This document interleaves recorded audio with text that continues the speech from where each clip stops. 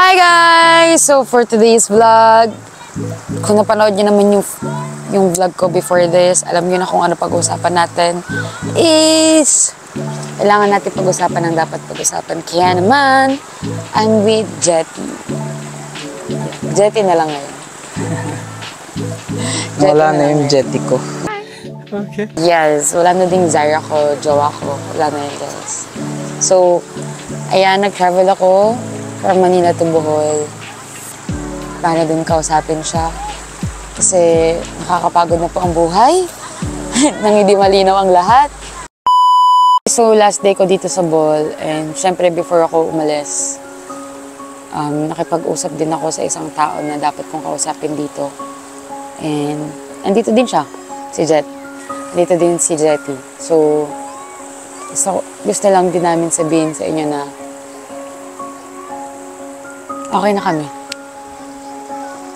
Okay Alam na. mo, na-appreciate ko yung kahit sabihin na natin, kahit nasaktan ako, na-appreciate ko yung, kaya kahit nasaktan ako, mas pinili ko pa din na kausapin ka, tas i-accommodate ka dito sa Bohol. Kasi nag-effort kay gumastos ka. And gets ko naman na ginagawa mo yan para sa sarili mo kasi nga nabanggit mo hindi ka na nagiging okay. Tapos nagsistruggle ka. And ako, hindi naman alam mo to, hindi ako nag-hold talaga ng grudge ng matagal. Pero syempre, dapat maintindihan mo din na yung at first talaga, yung kasagsagan talaga ng mga weeks na yan. Syempre, naiwan ako eh. So, may mga naramdaman din ako mga bagay. Syempre, tao ka din. May pakiramdam ka. Pero Sasaktan ka. ang importante ngayon, nag-sorry na ako sa'yo sa mga bagay na dati blind ako na hindi ko nakikita. Na ang gusto mo lang pala ay konting lambing, konting assurance. Pero mas inuuna ko yung galit ko. Pero okay na yun. Kasi Ako din, gusto ko din humingi ng sorry and thank you. Kasi feel ko isa sa key para matapos lahat to at maging okay din ako yung makausap ka. And alam kong risky yung pagpunta ko dito kasi hindi ko naman alam kung papansinin mo ako o hindi. Kasi syempre iniwan kita, ba't mo pa ako papansinin, hindi, diba? yun nga, actually yung naisip ko eh. Diba? So, Nung sinabi sa akin ni Pastora, alam mo bang tutuloy dito si Zay? Sabi ko, tapang ah. Yun yung first na naisip ko that time. Tapang ah. Risk taker to ah. kasi kailangan kong tapangan kasi ano na Not knowing kung able ba ako makipag-usap sa'yo. Yun, wala akong ano talaga. Walang assurance kung makakausap ko siya o hindi. Pero nag-try ako kasi gusto ko talaga matapos na at magkaroon ng peace of mind. Kasi feeling ko, alam mo yun, pag overthinker kasi, ang dami mong iniisip, tapos hindi ka sure kung tama ba yung iniisip mo o hindi. So, okay na rin to na nag-usap tayo. Kaya thank you talaga na pumayag ka rin makipag-usap kasi at least naayos. Kung ano yung dapat ayusin, nalinaw kung ano yung dapat linawin, tapos sorry. Kilala mo naman ako. Hindi ka naman ganong tao din kasi talaga. Ayokong, yes, nagtatampo ako, yes, nagagalit ako, pero ayokong mag-hold talaga ng hinanakit ng matagal. Kasi ayoko nung ganun. Kahit sa mga friends ko dati na cut off ko na. Kung willing silang makipag-ayos, mas matutuwa ako. Which is good naman talaga dapat. Kung si Lord marunong magpatawad, dapat tayo din. Kaya ako talaga humingi ako ng sorry kasi first, iniwan kita. Pangalawa, nasaktan kita. Sorry kung bumitaw ako sa part na kailangan mo din ako. Sorry kasi pinili ko din yung sarili ko na parang nalimutan ko na mahal ko pa rin pala yung tao. Bakit ako sumuko? So, sorry. Then sa mga paraan na hindi ko alam na nasasaktan kita, nakakala ko okay lang sa akin. So, sorry talaga. Pero thank you. Kasi alam mo rin kung ano yung impact mo sa life ko. And yun. Thank you din kay Lord kasi binigay niya tayo ng way para mag-usap. Pero actually, yun din naman talaga yung isa kong goal. Na hindi ka malayo kay Lord. Which is, hindi naman Kasi, na nangyayari na. Napapansin ko, bumabalik ka na sa ano eh. Unti-unti kang bumabalik sa dati mong lifestyle. And kahit Just na binlock kita, kahit na gusto ko nang... Ouch, binlock mo ako, joke na. Kahit na gusto ko nang wala na talaga, like cut off na, wala na akong paki sa'yo. Pero nung pinakita ng mga friends ko kung ano yung mga pinagagawa mo, ginagawa mo na lahat ng mga bagay na pinag-usapan natin dati na hindi Ayaw. nakakabuti sa'yo. Totoo, Tas sa sobrang parang galit ko ano sa'yo, lang ako, kaya parang, sorry. syempre yung aspect na yun, lumalayo ka kasi kay Lord eh. So, yung isang goal ko, kaya kita kinausap, kaya kita hinarap, kasi ayokong ganun mangyari. Ngayon naman, sorry, kasi, totoo yun, na parang binabalik ko yung mga way na hindi ko dapat na ibalik kasi hindi naman talaga siya makakabuti, lalo na sa sakit ko, para rin sa sarili ko. Sorry kasi akala ko nakakasatisfy yung ginagawa yung ayaw mo. Hindi Di ba talaga. weird? Ganun ako guys, kaya nagsasorry ako sa kanya kasi hindi naman ako, yung tama, pero ginagawa ko, di ba? Ako, Baliw. kung baka inisip mo kung ganun, tas nakikita ko, iniinis mo ako.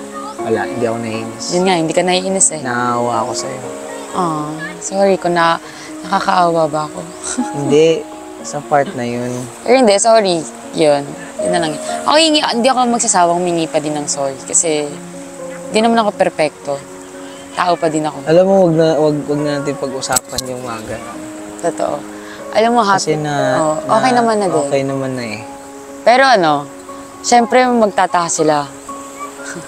Hindi, wala. Okay na. Okay Hindi. naman na sa atin eh. Oo nga, hindi magtataka sila. So, ang tanong, nagbalikan ba tayo o hindi? Hindi. Hindi. Hindi guys, hindi kayo nagbalikan. Hindi guys. Ang sinabi ko talaga sa kanya, hindi ko alam kung ano yung 100% intention mo sa pagpunta mo dito sa Bohol. But I'll have to say na hindi talaga ako ready. As of now kasi hindi naman din ako pwedeng magsalita ng tapos. Same goes with me. And Copy-paste. yung sinabi ko sa content ko na tinapos mo na, so yun na yun. Totoo talaga yun. Ano? Pero, sa content ko, sabi ko, di ba, tinapos mo na eh. So yun na yun, di ba? Totoo yun. Pero, hindi ko kasi hawak yung future ko eh. Same. Pinapaano ko kay Lord. Kaya, if ever man, na tayo talaga, baka tayo talaga. Pero as of now, hindi ko talaga kaya. Kasi kung magiging marupok ako, kasi sobrang nakaka-appreciate yung ginawa mo ngayon. Para lang maging maayos to. Kung maging marupok ako, yes, pinagbibigyan kita tsaka yung ibang fans. Pero ang lugi naman is yung self ko. Kasi grabe yung grabe yung sakit na naranasan ko that time. So, ang iniisip ko, dapat kahit goods lang tayo. Ang masasabi ko naman, ang pinaka-intention ko pumunta dito, syempre first, anniversary ng church. Second, magkaroon ng peace of mind. Third is makausap ka. And fourth, makapag-sorry. Kasi for me, hindi naman din ako magiging martira sa sarili ko. Hindi na ako magiging manhid. syempre, kahit sabihin ko tapang-tapangan ako na okay ako, hindi ako ganito. Oo, hindi ako babalik sa ngayon. Dead naman talaga ang akin. Aminin ko, gusto pa rin naman kita. Pero yun nga, hindi naman din ko din hawak yung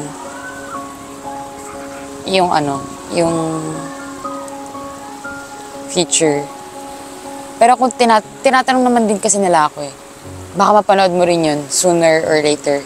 Yung vlog na shoot namin before ako pumunta dito. Tinanong din ako nila, Na ano? babalikan mo ba o hindi?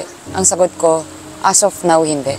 Kasi ayoko din bumalik sa isang relasyon na hindi pa ako okay. Alam mo naman yung sitwasyon ko ngayon kung ano yung nangyayari sa akin.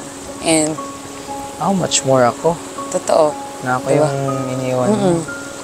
Ayun nga. So, kaya hindi dapat minamadali yung mga bagay-bagay. Pero, kasa. Ayan. Guys, siya na po si iniwan ko. Tapos siya yung nag-iwan sa akin. Nang-iwan sa akin. Diba Hindi ganun? na ano.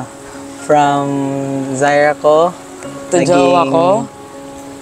Hindi. Ano naging? From Zaira ko na naging nang-iwan sa akin. Hindi. Dapat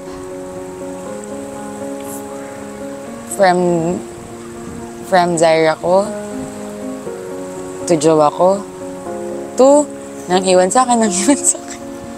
Yan, ginagawa ng namin siyang joke ngayon. Pero sorry din talaga din sa mga fans na nasaktan. At the same time, Tapos, ano guys, yung mga nagko-comment sa videos ni Zai, actually before, dahil sa galit ko, napapasabi ako, ayan, pala reply siya. ayan, totoo yan. Pero ngayon na nakapag-usap na kami, guys, may sarili din siyang reasons bakit ganun. And may explanation siya. Baka sa susunod na vlog na yan, wag na namin pag-usapan ngayon. Totoo. Kasi ang importante naman sa amin ngayon is yung nakapag-usap at okay na kami. Yes, yung kaming dalawa. Na lang, as friends. Legit guys, as friends. So, meet my friend, Jetro Alabat. Diba? So, ayun.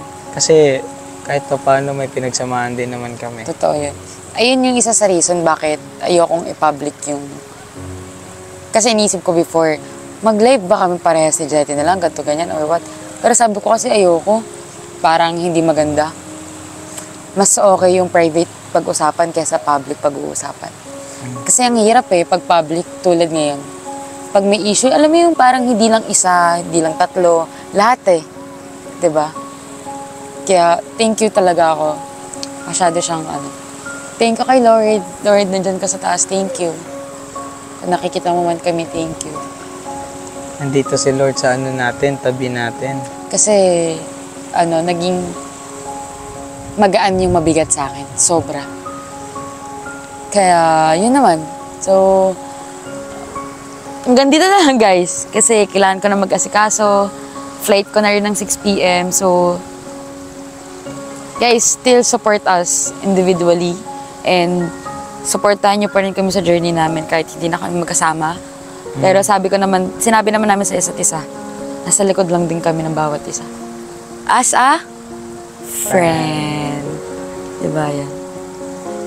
Di naman namin minamadali lahat.